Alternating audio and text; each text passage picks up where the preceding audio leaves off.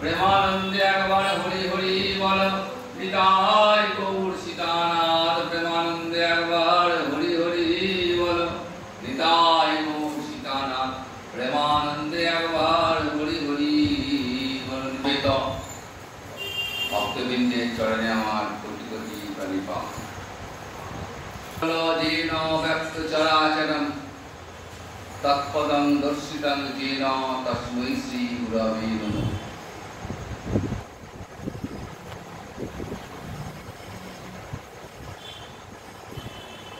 अखंड मंडल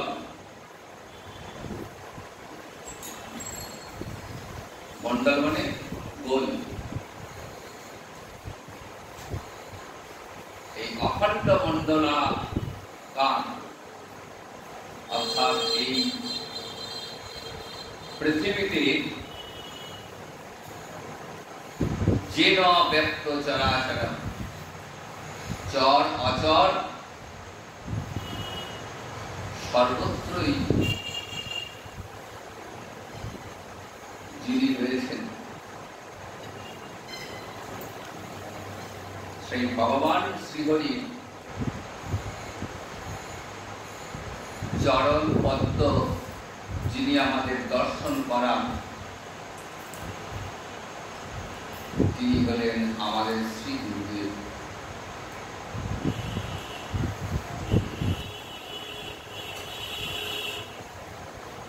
गुरु कृपा छाड़ा भगवत कृपा असंभव।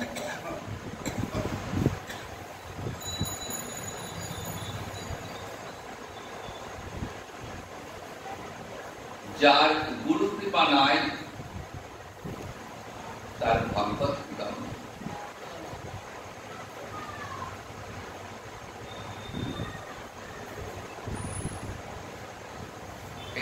अचेतन जगते अचेतन देह जड़ देह देहटा किन्तु जड़ देह আমরা চলাফেরা করি কথা বলি সবকিছু করা সত্ত্বেও এই দেহটা জড় দেহ। কেন? এই দেহে परमात्मा जीवात्मा रूपे अवस्थान करছেন।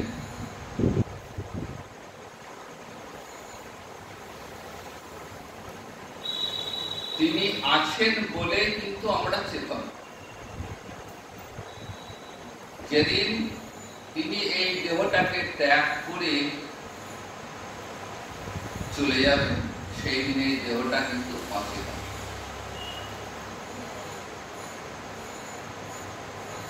তাই এই দেহটাকে বলা হয় জড় দেহ।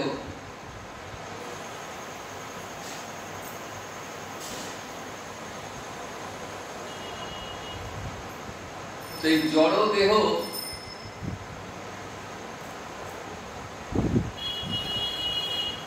এই দেহটাকে এই দেহ নিয়েই আমরা ভগবত ভজন করি। আবার এই দেহ নিয়েই আমাদের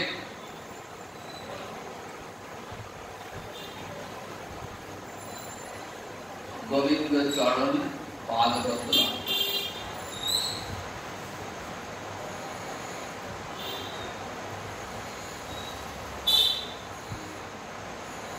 এই দেহটাকে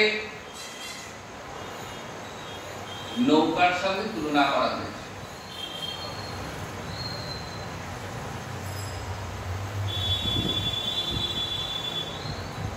ভগবান শ্রীকৃষ্ণ শ্রীমদ্ ভাগবতের একাদশ স্কন্ধে উদ্ধবকে বলছেন নিধেয় একদম সুলভং সুদুর্লভং প্লবং সুকল্পং গুরু কর্ণধার।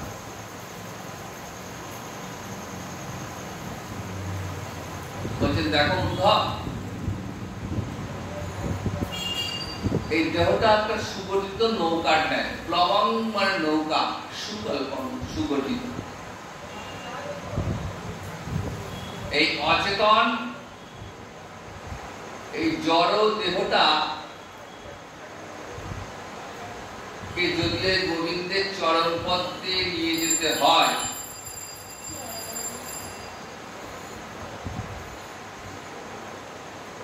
তাহলে এই দেহরূপ নৌকায় চড়ে যেতে। তা অচেতন নৌকাটা অচেতন, আবার দেহটাও তো অচেতন। তাহলে কে নৌকাটাকে চালাবে? বললেন গুরু কর্ণ ধারণ।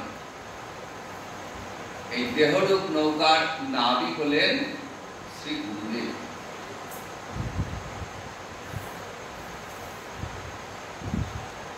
নৌকায় যদি স্রোতের অনুকূলে চলতে শুরু করে, নাবিক কিন্তু বুঝতে পারে, তখন নাবিক কি করে? নৌকায় পাল তুলবে। তার ফলে নৌকাটা দ্রুত গতিতে চলতে শুরু করে। 1 ঘন্টা রাস্তা আধা ঘন্টায় গন্তব্যস্থলে পৌঁছে।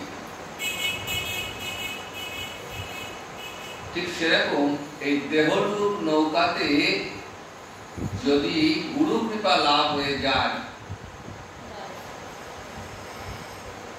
তাহলে ভগবানের করুণা বাতাস এই নৌকায় লেগে, আর তখনই জীব অতি দ্রুত তার গন্তব্যে পৌঁছে যাবে।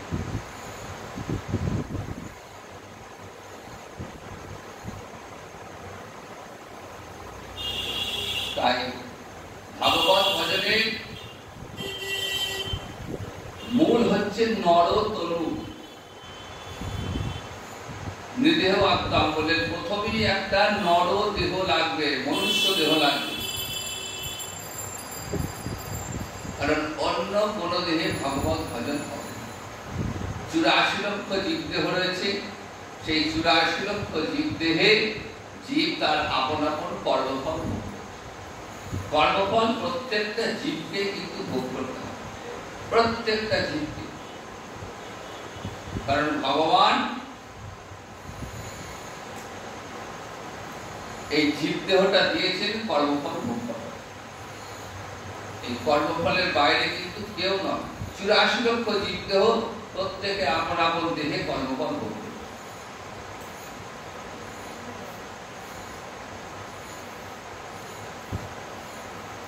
তাই কর্মফল ভোগ করবার জন্য এই দেহটা, এবং অন্য কোন দেহে ভগবত ভজন হবে না। এই মনুষ্য দেহের উপরে আর একটা দেহ রয়েছে, যে দেহটাকে আমরা বলি দেব দেহ। এটাও কর্মফল। জীব মানুষ পূর্ণ কর্ম করে এবং সে পূর্ণ কর্মের ফলস্বরূপ দেব দেহ লাভ, এবং সেই দেব দেহে এত সুখ এত ভোগ যে সেখানে গিয়ে জীব ভগবত ভজনের কথা ভুলে যায়। তাই স্বর্গের দেবতারা পর্যন্ত মানব দেহ চেয়েছে, একমাত্র মানব দেহি ভগবত ভজন হয়। শ্রীমদ্ ভাগবতের ৫ম স্কন্ধে দেখবেন দেবতারা মানব জন্ম চেয়েছে। আমার এই মানব দেহের নিচে রয়েছে তির্যক দেহ, পশু পক্ষী কীট পতঙ্গ ইত্যাদি নানা রকম দেহ। সেই দেহেও কিন্তু ভগবত ভজন করে। একমাত্র মানব দেহে কি ভজন হয়। তাই ভগবান সমস্ত জীবকে কৃপা করে একবার এই মানব দেহ দান, কেন? যাতে করে এই মানব দেহে ভজন করে জীব তার চরণে ফিরে যেতে পারে। এই জগতের প্রত্যেকটা জীবই ভগবানের সন্তান, গোবিন্দের সন্তান। মায়ার সংসারে এসে আমরা হারিয়ে গেছি।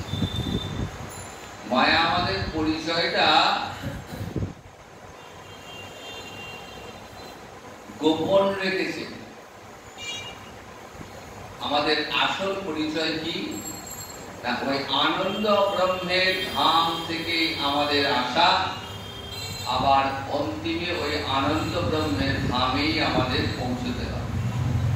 সেখানে গেলে আর কোনো কর্মফল থাকে, সমস্ত কর্মফল গোবিন্দ চরণে সমর্পিত হয়ে গেলে আর কর্মফলময় সংসারে কিন্তু ফিরে আসতে হবে।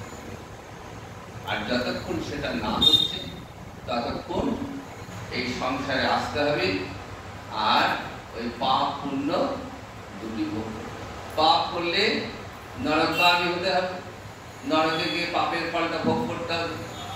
আবার পুণ্য সঞ্চয় যেটুকু থাকবে সেই পুণ্যর ফলটাও ভোগ করতে হবে। বিভিন্ন দেহে ভোগ হবে, বিভিন্ন দেহে এই পাপ আর পুণ্যের ভোগটা চলতে চলতে চলতে চলতে যেদিন গুরুদেবের করুণা বাতাস এই দেহেতে লেগে যাবে, সেই দিন মানব দেহ ধন্য হয়ে যাবে। তাই ভগবত ভজনে গুরুদেবের বিশেষ ভূমিকা।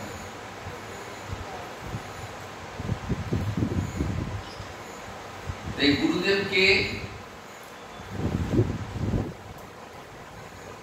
গুরুদেব আর কেউ নন, স্বয়ং ভগবানই তিনি গুরু রূপে আমাদের মধ্যে বিরাজ করছেন।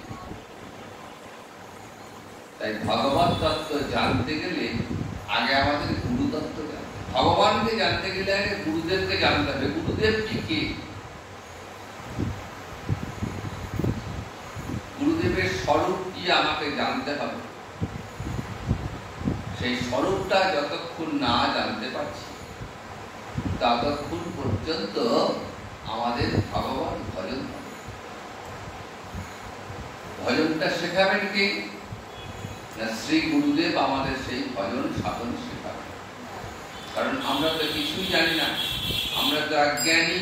অজ্ঞানতার অন্ধকারে নিমজ্জিত এই সংসার রূপ মায়া রূপে পড়ে আমরা আমাদের স্মৃতিটা হারিয়ে ফেলেছি। স্মৃতি হারিয়ে গেছে আমাদের, আমাদের পরিচয়টা আমরা নিজেরাই ভুলে গেছি। তাই কি ভাবি, এই মানব দেহ যখন পেয়েছি তখন শুধুই ভোগ, শুধু সুখ ভোগ বিষয়, এই করতে করতে করতে করতে জীবনটা আমাদের কেটে যায়। সত্যি কেটে যায়। যার যেমন সুকৃতি তার তেমন ভোগ হয়। এই জন্মে কেউ ধনী ঘরে জন্মগ্রহণ করল, প্রচুর অর্থ সম্পদ ভোগ করতে করতে ভোগ করতে করতে এই দেহটা একদিন বিনাশ হয়ে যাবে। যদি কোনো সুকৃতি থাকে, যদি কোনো দান ধ্যান ব্রত তপস্যা থাকে, তাহলে তার ফলটা যেমন ভোগ করবে, আবার অধিক বিষয় ভোগের ফলে যে অনাচার জীবনে রয়েছে সেটাও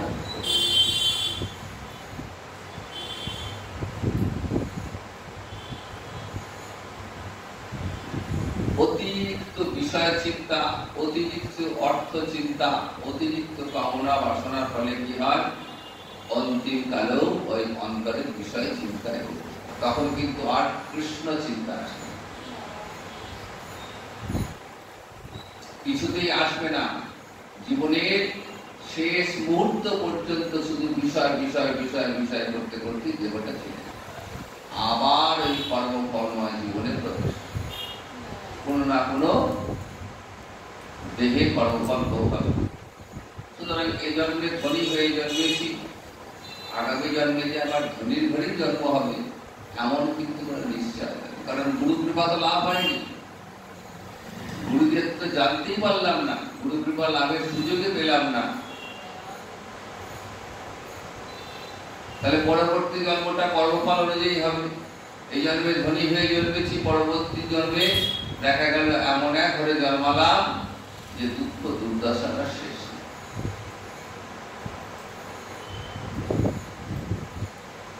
এইভাবে ঘুরতে ঘুরতে ঘুরতে ঘুরতে কোন এক জন্মে গুরু কৃপা লাভ হবে। কোন এক জন্মে কেমন করে লাভ হবে?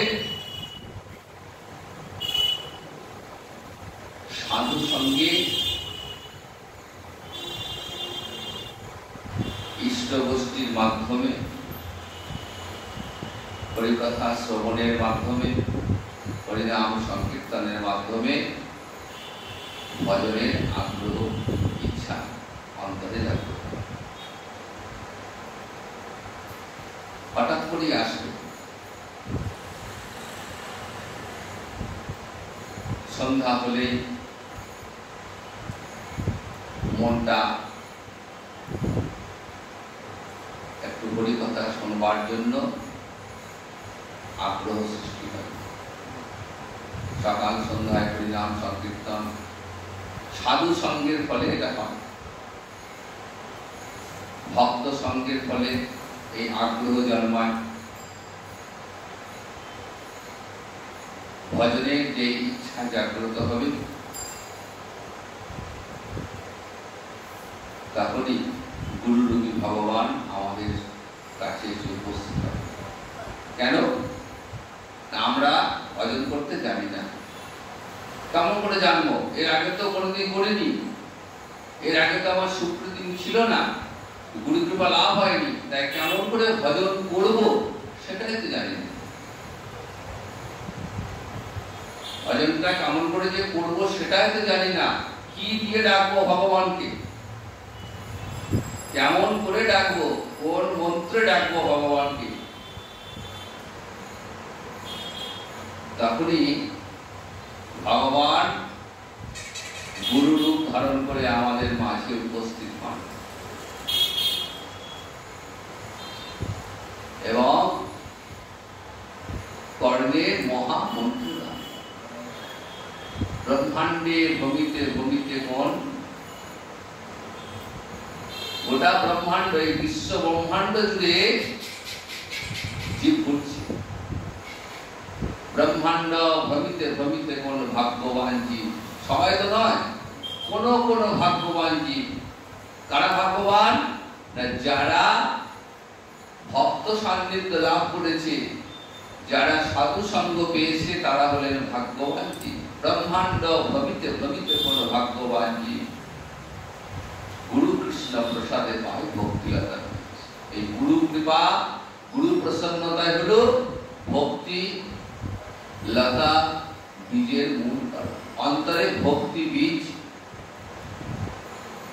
অর্পিত হয়ে গেল।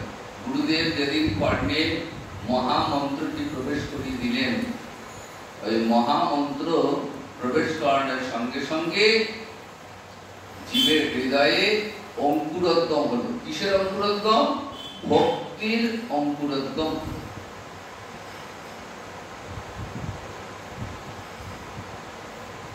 এইবার তো অঙ্কুর থেকে চারা বার করতে হবে।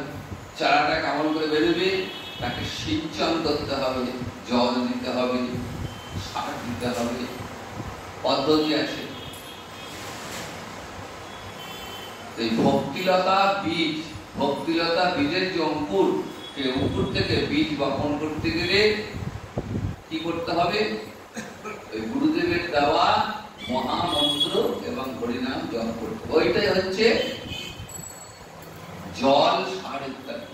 যত মন্ত্র উচ্চারিত হবে, যতবার হৃদয়ের মাঝে ওই মন্ত্র উচ্চারণ হবে, ততবার আস্তে আস্তে আস্তে আস্তে আস্তে আস্তে ভক্তি লতা বাড়তে বাড়তে বাড়তে বাড়তে কখন পরিণত হবে? যখন গুরুদেবের দেওয়া সাধন ভজনটা সম্পূর্ণ। গুরুদেব কি মন্ত্র দেন? গুরুদেব কামবীজ মন্ত্র দেন। ওই কামবীজ মন্ত্র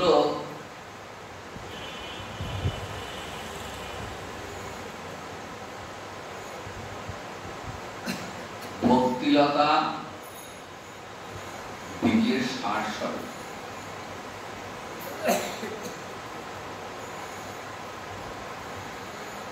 আমরা গুরু বন্দনায় কি বলি?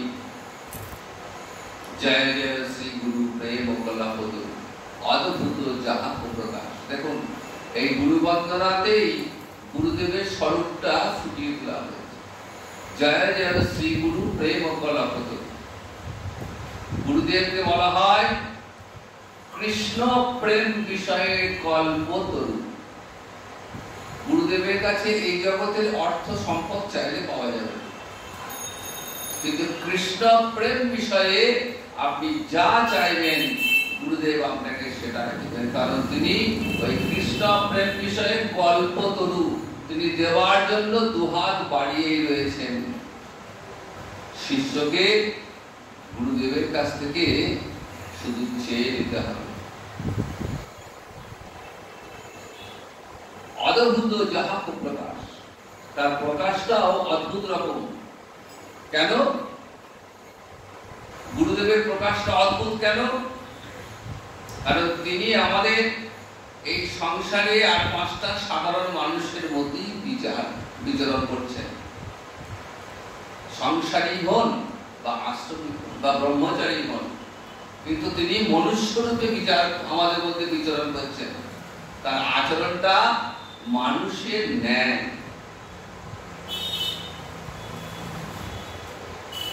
তাই অদ্ভুত যাহা প্রকাশ, প্রকাশটাই বড় অদ্ভুত।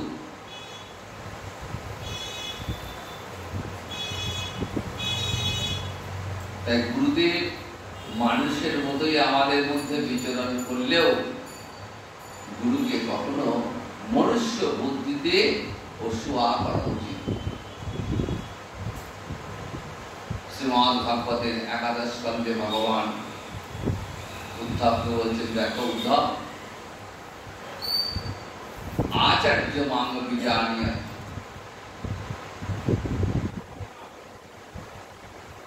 আচার্য মাঙ্গ বিজানিয়ত নাব মন্নিতা কহিচিত ন মর্ত বুদ্ধাশিয়ত সর্বদেবময় গুরু। আচার্য মাঙ্গ বিজানিয়ত, আমাকে আচার্য গুরুকে জানবে।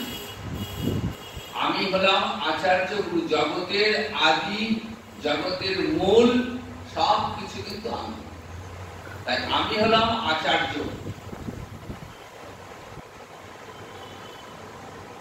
আর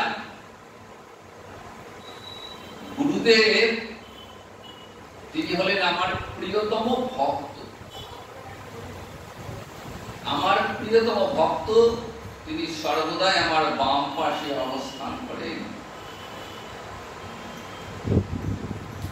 কাজেই আমাকে আচার্য গুরুরূপে জানবে।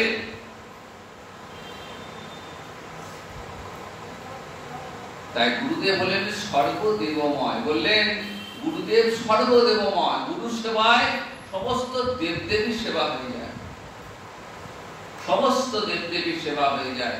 গুরু ব্রহ্মা গুরু বিষ্ণু গুরুদেব মহেশ্বর গুরুদেব পরম ব্রহ্ম তস্मै শ্রী গুরবে নমঃ। বললেন গুরুই হলেন ব্রহ্মা, গুরুই হলেন বিষ্ণু, গুরু হলেন মহেশ্বর, তিনি হলেন পরব্রহ্ম। তস্मै শ্রী গুরবে নমঃ। আমি সেই গুরুদেবের চরণে প্রণাম জানাই।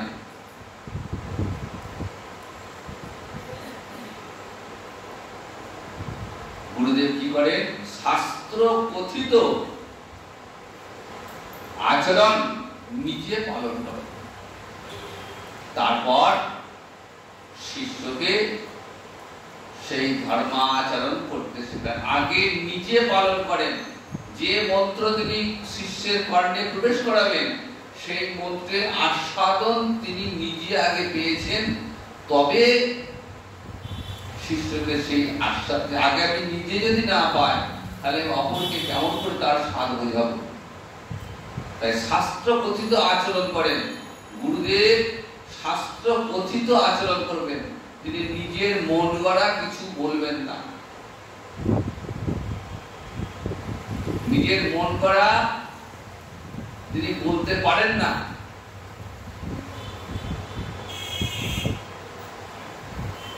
কারণ তিনি হলেন সর্বদেবময়। তাকে ভজন করা মানেই ওই পরম ব্রহ্মকে পর্যন্ত ভজন হয়ে গেল।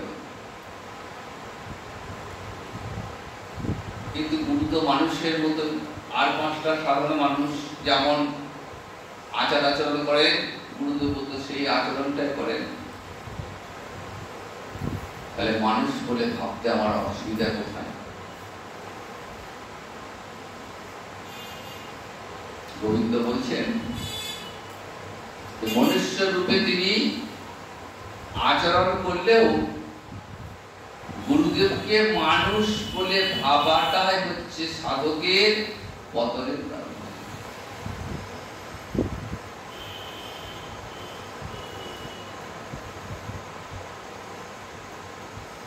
কারণ তুলসী গাছকে দেখুন, আর পাঁচটা গাছের মতোই তুলসী গাছ। আর পাঁচটা গাছ যেমন করে বৃদ্ধিপ্রাপ্ত হয়, তুলসী গাছও সেইভাবে বৃদ্ধিপ্রাপ্ত হয়। আর পাঁচটা গাছে যেমন পোকা লাগে, তুলসী গাছও সেরকম পোকা লাগে। আর পাঁচটা গাছ যেমন শুকিয়ে যায়, তুলসী গাছ একদিন শুকিয়ে তার প্রাপ্তি হয়ে যায়। কিন্তু তথাপি আমরা সকাল সন্ধ্যা তুলসী বন্দনা করি। নমো নমো তুলসী মহারানী, বিন্দেজি মহারানী নমো নমো। তুলসী ছাড়া গোবিন্দের সেবা হয় না। তুলসী ছাড়া গোবিন্দ নৈবেদ্য গ্রহণ করেন না। তুলসী নিবেদিত নৈবেদ্য মহাপ্রসাদে পরিণত।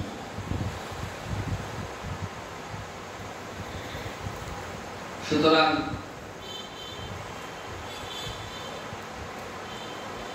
আর পাঁচটা গাছের মতোই তুলসী হলেও তুলসীকে যেমন আমরা বন্দনা করি, সেই ভাবনা থেকেই আমাদেরকে গুরুদেবকে বন্দনা করতে।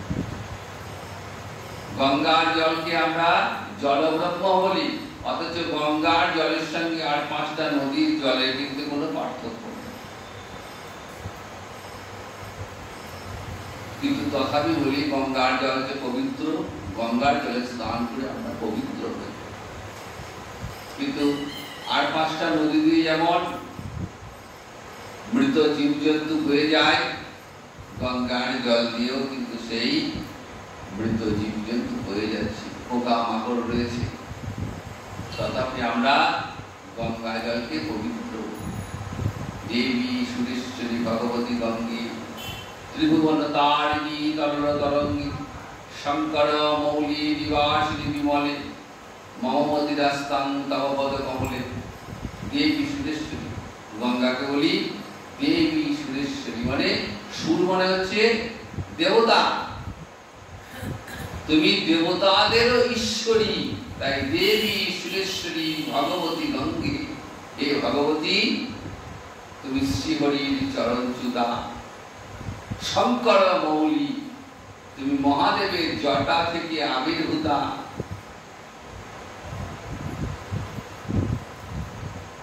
আমি অজ্ঞান তার অন্ধকারে নিমজ্জিত, মমমতি রাস্তাং তব পদ কমলে। হে দেবী তুমি আমাকে পথ দেখাও, তোমার চরণে আমাকে যেন আমার মুক্তি হয়। গঙ্গার স্তব করি। তাহলে আর পাঁচটা নদীর মতোই গঙ্গা হলেও গঙ্গাকে যেমন আমরা স্তব করি, তেমন করেই আমাদেরকে গুরুদেবকে বন্দনা করতে হবে। জয় জয় শ্রী গুরু প্রেম গোলক অদ্ভুত যাহাত প্রকাশ, হিয়ায় অজ্ঞান তিমির বড় জ্ঞান।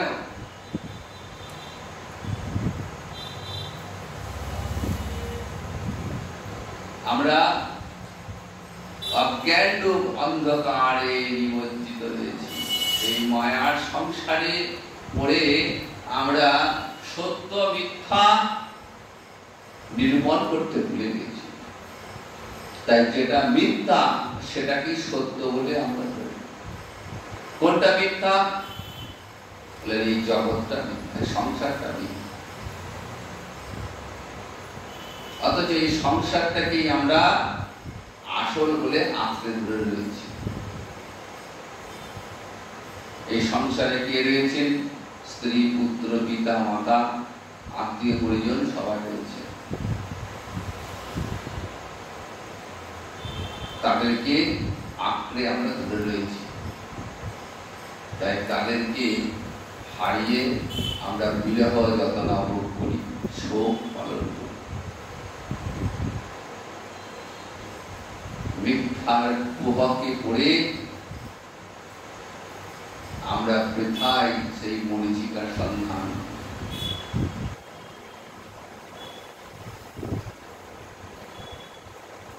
তাহলে আসল কোনটা, সত্য কোনটা?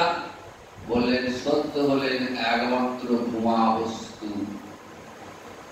ঘুমাইব সুখম নালপি বস্তু।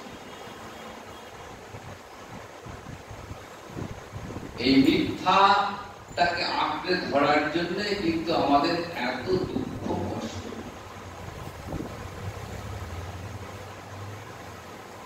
আর ভূমা বস্তু পরব্রহ্ম, যাকে পেলে আর জগতে কোনো দুঃখই থাকবে না, চির শান্তি।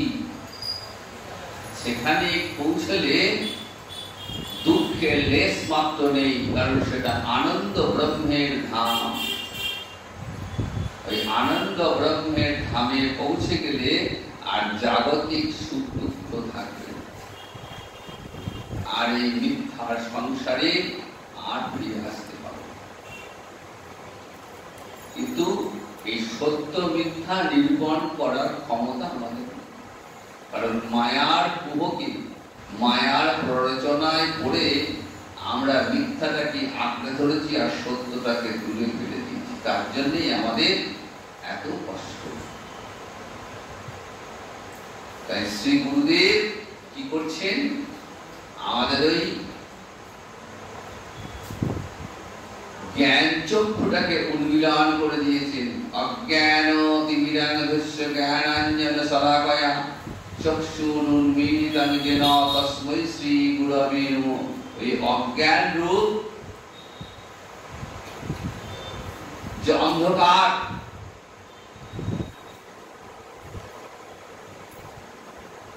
সেই অন্ধকারটা দূর করে আমাদের জ্ঞান চক্ষুটাকে উন্মীলন করেছেন। জ্ঞানাঞ্জন শলাকয়া চক্ষুরুন্মীলিতং যেন, আমাদের চোখটাকে উন্মীলন করে দিয়েছে। তাই সেই শ্রী গুরুদেবের চরণে আমরা প্রণাম জানাই। যস্য প্রসাদত ভগবত প্রসাদ, যস্য প্রসাদন্ন গতি কুতোপি, ধ্যায়ং শুভং তস্য যশস্তি সন্নং, বন্দে গুরাশ্রী চরণার বৃন্দম। বিশ্বনাথ চক্রবর্তী পূর্বাদ প্রথমে বলছেন যস্য প্রসাদত ভগবত প্রসাদ, যার প্রসন্নতায়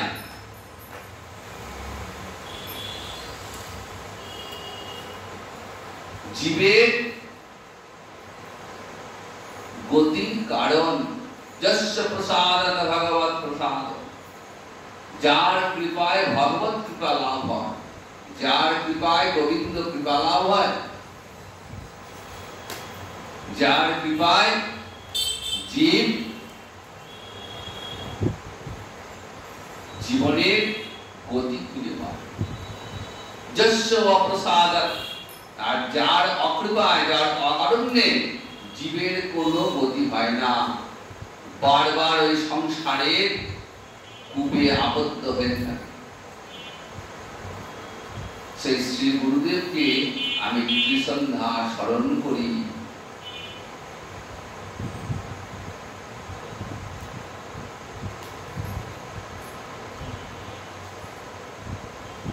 গুরুদেব কি করছেন আমাদের? গুরুদেবের ভূমিকাটা কি? গুরুদেব জগৎ পিতার যে সন্তান হারিয়ে গেছে, সেই হারানো সন্তানকে খুঁজে নিয়ে পিতার কাছে পৌঁছে দিতেন। তাই গুরুদেবের প্রতি ভগবান চিরকৃতজ্ঞ, বলছেন হে গুরুদেব, তোমার এই অবদান, তুমি আমার হারানো সন্তানকে আমার কাছে ফিরিয়ে নিয়ে এসছো, তাই তোমার যে এই অবদান আমি কখনো ভুলতে পারবো না। তুমি কি নেবে? গুরুদেব বলছেন যে প্রভু, আমি তোমার হারানো সন্তানকে তোমার কাছে এনে দিয়েছি, এটাই তো আমার পুরস্কার, আমার কিচ্ছু দরকার নেই। তখন গুরুদেব বলছেন ঠিক আছে, আমি তো তোমার কাছে চিরকৃতজ্ঞ, আর এই কৃতজ্ঞতা স্বরূপ তুমি আমার বাম পাশে থাকো। জগতে আগে তোমার পুজো হবে, তারপরে আমার পুজো হবে। যে তোমাকে বাদ দিয়ে আমার পুজো করবে, তার পূজা আমি গ্রহণ করব না।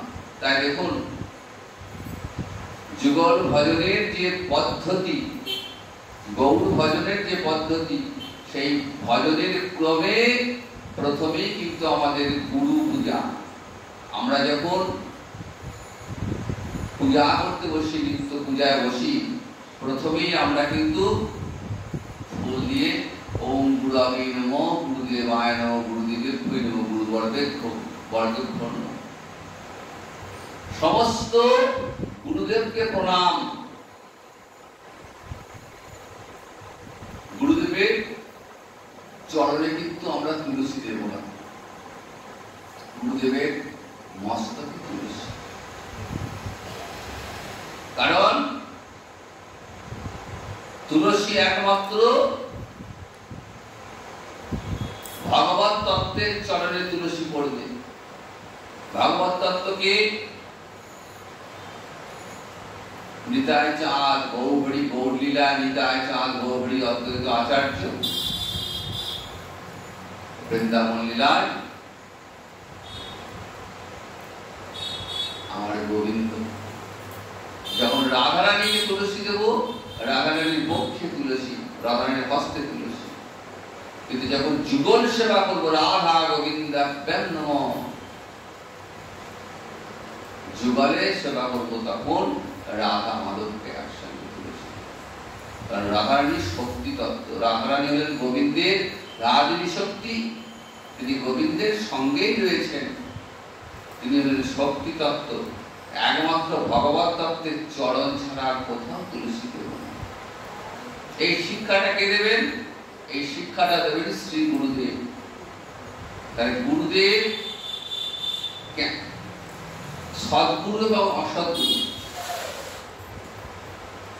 শিষ্যকে চিনে নিতে হবে সদ্গুরুই বা কে, অসদ্গুরুই বা কে। সদ্গুরু কি দেবেন? পরমার্থ দান করে দেবেন। পরমার্থ, যে অর্থের দ্বারা আমি পরপারে পৌঁছতে পারব। এই ভবসাগরের অপর পারে রয়েছে মায়াতীত লোক। এই সংসার ভবসমুদ্র, সংসারটাকে বলা হয়েছে ভবসমুদ্র। এই সমুদ্রে না আছে কুল, না আছে কিনারা। যতই আমরা ডুববো ততই তলিয়ে যাবো, তলিয়ে যাবো। অতল, কোন তল খুঁজে পাওয়া যাবে না। কাজেই যত বিষয় গর্তে যত প্রবেশ করব, বিষয় সংসার সমুদ্রে, ততবার ওই পাঁকে ঢুকে যাব,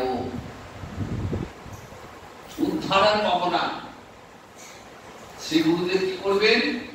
ওই সমুদ্র, ভব সমুদ্র থেকে আমাদের টেনে তুলবেন। কোথায় নিয়ে যাবেন? এই সমুদ্রের, সংসার সমুদ্রের অপর পারে রয়েছে মায়াতীত লোক, যেখানে মায়ার প্রবেশাধিকার নেই। সেই মায়াতীত লোকে আমাদের পৌঁছিয়ে দেবেন। কেমন করে? হাত ধরে নিয়ে যাবেন, হাত ধরে নিয়ে যাবেন সেই মায়াতীত লোকে। আমরা সকলেই অমৃতস্য পুত্র, অমৃতের সন্তান। এসেছি গোবিন্দ চরণ থেকে, অন্তিমে গোবিন্দের চরণেই পৌঁছব, কিন্তু সেটা গুরু কৃপা ছাড়া সেটা সম্ভব নয়। তাই আমরা গুরু পূর্ণিমা তিথি পালন করি। গুরুদেবের জন্য বিশেষ তিথি রয়েছে গুরু পূর্ণিমা। কেন? ওই গুরু পূর্ণিমাটা আর কিছুই নয়, আমাদের জগৎ গুরু ব্যাসদেবের আবির্ভাব। ব্যাসদেবকে ব্যাসদেব বলেন পরাশরনন্দন সত্যবতী পুত্র। সত্যবতী কোল আলো করে ব্যাসদেব এসেছিলেন পরাশর নামক ঋষির ঔরসে। সত্যবতী কোলে ব্যাসদেব এলেন। ব্যাস হল সাক্ষাৎ নারায়ণ, নারায়ণের সপ্তাবেশ অবতার। অর্থাৎ ব্যাসদেবের মধ্যে শক্তির আবেশ দিয়েছিলেন, তাই নারায়ণের সপ্তাবেশ অবতার হলেন ব্যাসদেব। তিনি কি এমন করলেন? তিনি তার কৃপাতেই আজকে আমাদের এই ভাগবত ধর্ম, তার কৃপাতেই আজকে আমাদের শ্রীমদ্ ভাগবত কথা, রাধা গোবিন্দের অপ্রাকৃত লীলার কথা আমরা আস্বাদন করছি তার কৃপাতে। কারণ তিনি কি করলেন? তিনি কৃপা করে বেদকে 4 ভাগে ভাগ করলেন এবং বেদের যে কঠিন বিষয়, সেই কঠিন বিষয়গুলিকে পুরাণ, বেদান্ত ইত্যাদির মধ্য দিয়ে আর সহজ করে মূল বিষয়টাকে বেদান্তের মধ্য দিয়ে প্রকাশ করলেন, শ্রীমদ্ ভাগবতের মধ্য দিয়ে প্রকাশ করলেন, গীতার মধ্য দিয়ে প্রকাশ করলেন। গীতা হচ্ছে বেদান্তের ভাষ্য। গীতা বললে বেদ সম্পর্কে জানাতে। গীতা কি রয়েছে? তত্ত্ব। তত্ত্বটা কি? ভগবত তত্ত্ব। ভগবানকে কেন তাকে আমরা সেবা করব, কেন তার আরাধনা করব, তাকে পেতে গেলে কি করতে হবে, সেই কথা গীতায় প্রকাশিত হয়েছে। আর সেই গীতার মধ্য দিয়েই তবে শ্রীমদ্ ভাগবতের যে লীলা, অপ্রাকৃত লীলা, সেটা আমাদের সামনে দর্শন করে। তাহলে আবার একদিন পরে একদিন বলবো, সময় হয়ে গেল, 1টা বেজে গেছে। আজকে এখানে বিশ্রাম নিই। জয় নিতাই। আবার